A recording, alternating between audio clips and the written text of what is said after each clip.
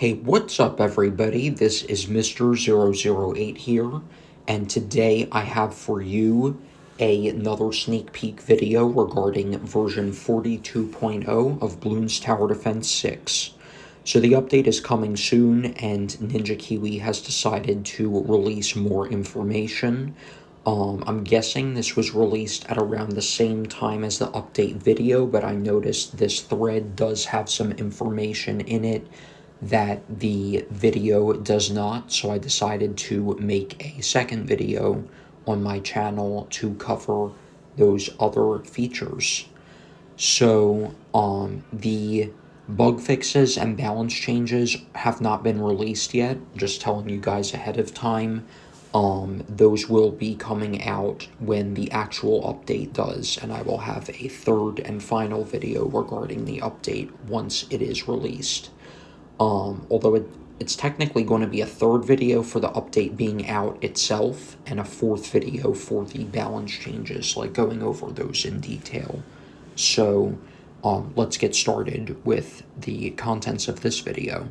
So, I did discuss, to some extent, the accolades and player revenue sharing in the previous video regarding challenges and maps and all of that. It does say that 35% of the accolade purchase price will be shared with the player creator, which means 50% if they are also a content creator and you're using their creator code. So I'm guessing it's 15% for the code and 35% for the accolade purchases separate from that. So this is cool. So it seems like platform fees are a significant part of the reason why the shared amount is not larger. But it is still nice to see, and I do wish that Apple and Google, for example, did not require themselves to get as much. That way the players could get more, but this is still cool to see. So thank you to Ninja Kiwi, even if I end up not using this. Still thank you to Ninja Kiwi for adding this to the game. I think it will be definitely helpful. So Geraldo's getting a new skin, as I mentioned in my other video. The Gentle Monkey Gadgeteer. A new map, Castle Revenge, based off of not only a BTD 5 map, but also a BTD Battles map, the original Battles, that is. So that's cool. Some new quests. Let's get to this, since we did not talk about that in our previous video. A multi-stage story based Bloonarius quest. Prepare to be slimed. Sounds cool. Royal Tank Academy Trial. Discover Captain Churchill's strengths and abilities. Cool.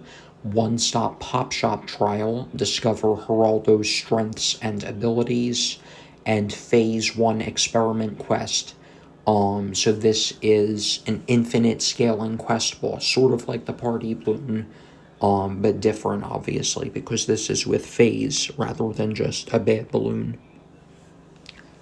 So this is cool, and includes unique round mechanics tied to the boss. So Corvus's pet is an owl. I did not specify that in my previous video because I couldn't tell what it was. The engineer's pet is a robot, specifically a PAL bot, so that's cool. The balloons have the nightcap decal. I called it a skin, I think, but I forgot that they're more officially called decals, so that's cool.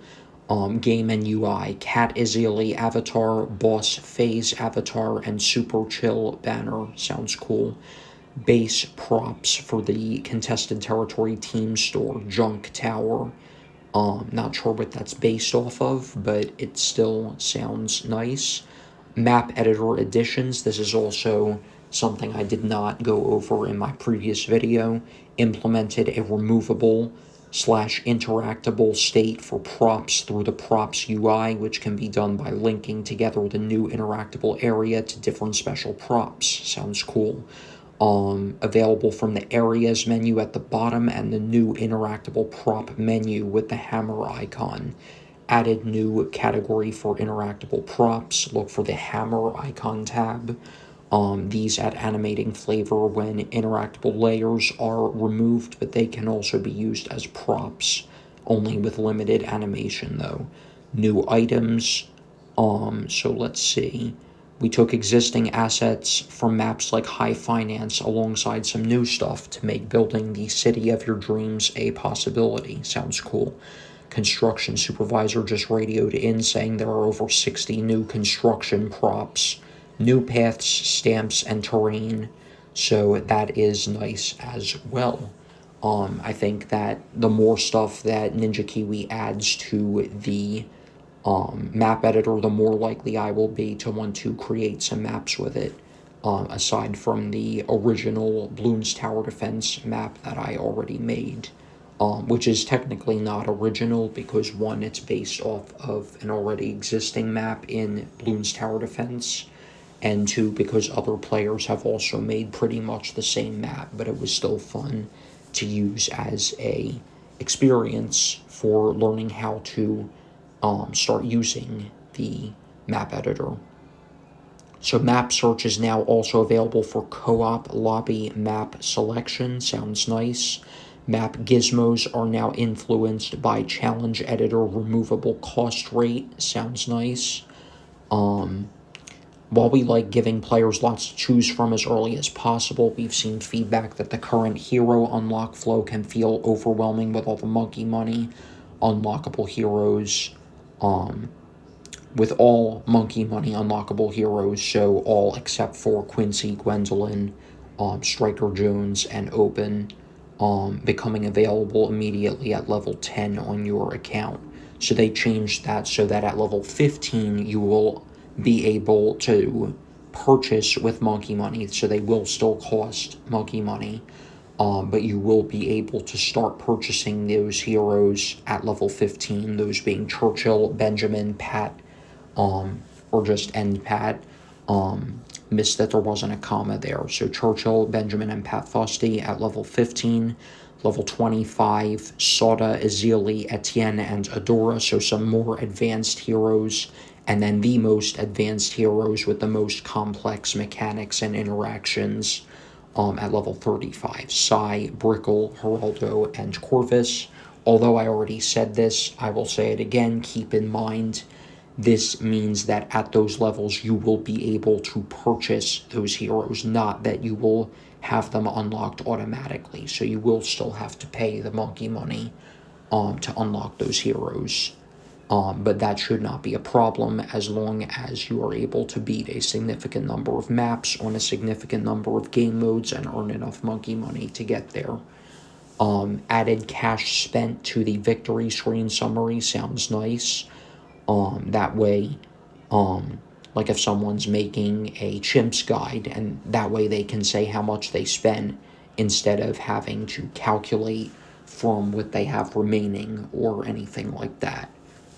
So that's nice. A nice QOL improvement or addition to the game. PC players request to have many niche things hotkeyed, but unfortunately these are often too niche for us to take up valuable real estate with limited keyboard space. To enable players to take this into their own hands, we have added a new advanced section of default unbound hotkeys to cover more heavily situational use cases. I heard something about Geraldo's shop, like if you are using Geraldo, that there may or may not be a hotkey option, such for that if you press it, it will automatically open Geraldo's shop, but I don't know whether that is something that is being added or something that has not been announced, but that was player suggested. But it would be nice to see that as well. Again, I'm not a PC user, so I don't have access to hotkeys because I play on mobile, but it is still something that I would like to see, just for player convenience. So let's see, none of them will work by default, but if you manually set them, they will work. Cycling upgrades menu in challenges now skips past towers that are banned. that is something I've wanted in the game for the longest of times. Because, for example, if you are like in a challenge or whatever, and you want to like scroll through monkeys, and let's say that the sniper monkey is allowed and the buccaneer is allowed, but the monkey sub is not allowed. And the sniper and buccaneer have upgrade restrictions. Let's say you can only get up to tier 3 regardless of path. And then it shows the monkey sub in between them, even though it's banned, and it shows all the upgrades. So you may think, oh, I can use any monkey sub I want for this challenge. But when you actually go to select it, it's not there. So it is nice that it won't be there for the towers when you scroll through them and their upgrades, and use the left and right arrows on the top part of the screen to switch between towers and all of that. Just so that you don't think you have access to a tower that you don't actually have access to for the challenge.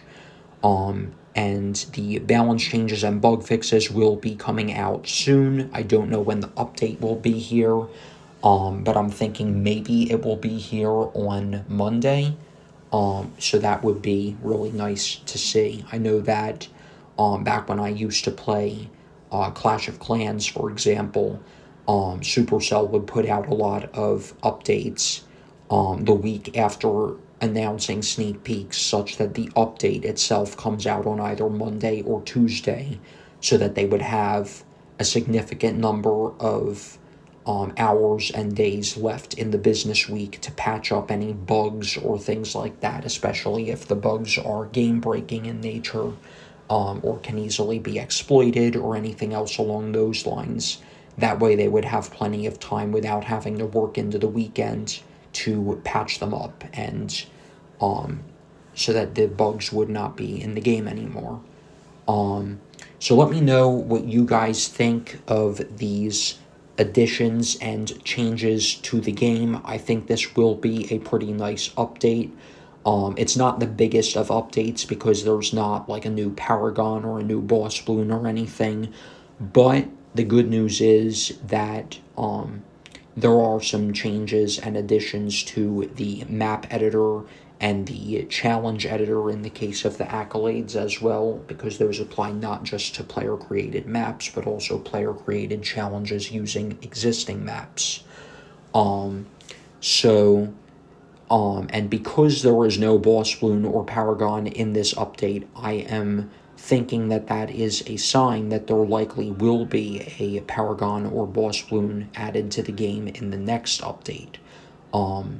And I am also looking forward to when Ninja Kiwi puts out their next Looking Beyond type of section into an updates notes or something. That way they tell us like what they're planning on adding to the game for the next 2 or 3 versions or updates.